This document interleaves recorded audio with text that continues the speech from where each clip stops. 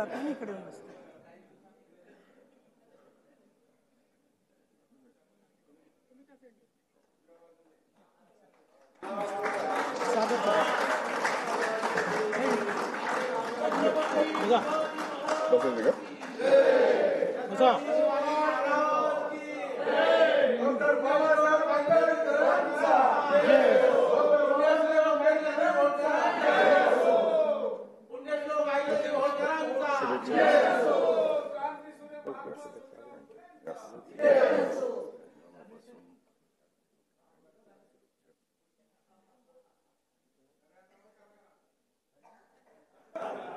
बसा. यस, नमस्कार.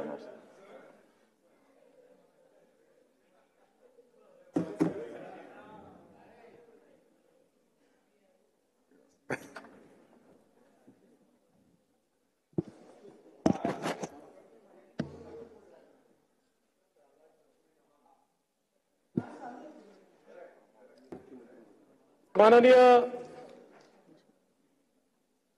सभापती महोदय, सर्वात पहिल्यांदा मी आपलं अतिशय मनापासून अभिनंदन करतो. या सभागृहाने एकमताने प्राध्यापक राम भामाबाई शंकर शिंदे यांची सभागृहाच्या सभापतीपदी निवड केली. त्याबद्दल या सभागृहाचे देखील मी अतिशय मनापासून आभार मानतो. ही जी काही आपली एक उच्च परंपरा आहे की सभापती च्या पदावर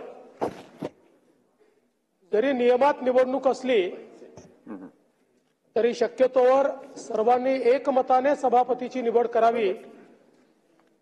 या उच्च परंपरेला साजेसा निर्णय आमच्या विरोधी पक्षाने देखील घेतला. त्याबद्दल मी विरोधी पक्षाचे देखील अतिशय मनापासून आभार मानतो, अभिनंदन करतो. खरं म्हणजे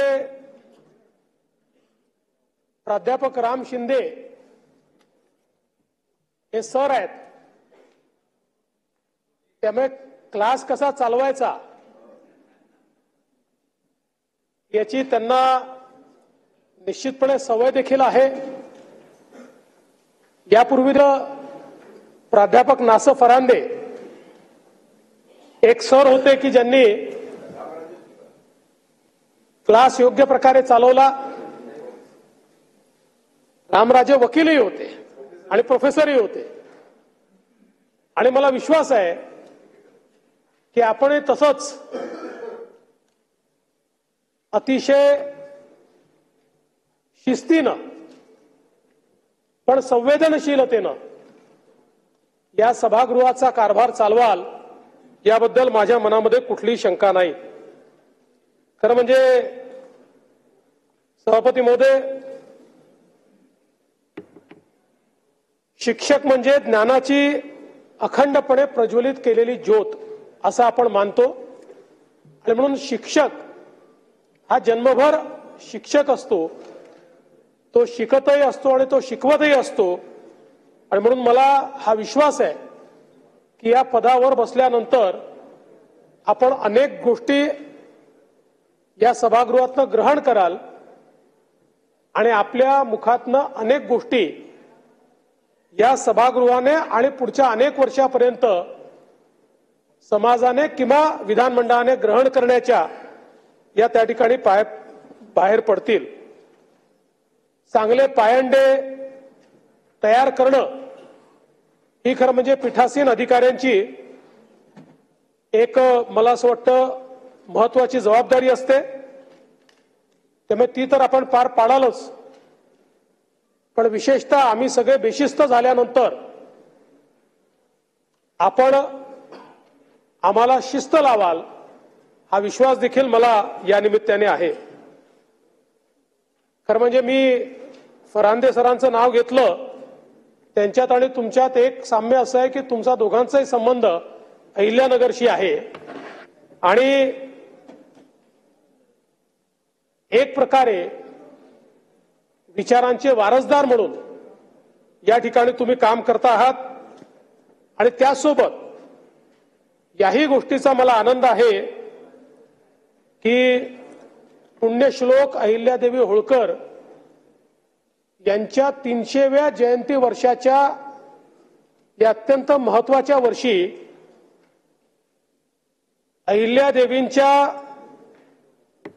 परिवारातील किंवा त्यांचे वडील माणकोजी शिंदे यांच्या 9व्या वारसदार पिढीच्या रूपानं राम शिंदेसारखा एक व्यक्ती हा त्या ठिकाणी बसतो आहे। एक प्रकारे राजमाता राष्ट्रमाता अहिल्यादेवी होळकर यांना या सभागृहाने ही वाहिलेली एक वेगळी सुमनांजली आहे असं मी या निमित्ताने समजतो। आणि संपूर्ण देशामध्ये ज्यावेळी मोगलांनी भारतीयांचं हतोत्साहीकरण करण्याकरता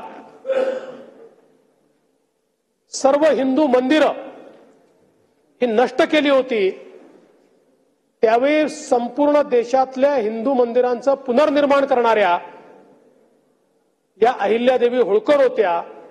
आणि म्हणून हे जे पुनर्निर्माणाचं कार्य आहे आज वेगळ्या स्वरूपामध्ये आपल्या स्वतंत्र भारतामध्ये आपल्या समाजाला स्वाभिमान आणि त्या स्वाभिमानानं जगता यावं या दृष्टीनं आपण सगळे लोक भारतरत्न डॉक्टर बाबासाहेब आंबेडकरांनी तयार केलेल्या संविधानाच्या अनुषंगाने त्याची शपथ घेऊन या ठिकाणी काम करतो। आणि म्हणून मला विश्वास आहे की जो बाणा पुण्यश्लोक अहिल्यादेवी होळकरांचा आपण इतिहासात वाचलाय त्या बाण्यानेच या सभागृहामध्ये आपण काम कराल हा मला या ठिकाणी विश्वास आहे। सरपंचापासनं तर सर्वोच्च सभागृहाच्या सर्वोच्च पदापर्यंत अशा प्रकारची आपली वाटचाल ही अतिशय प्रेरणादायी अशा प्रकारची वाटचाल आहे। सामान्यातनं असामान्यत्व कसं घडतं हे आपल्याला आपल्या या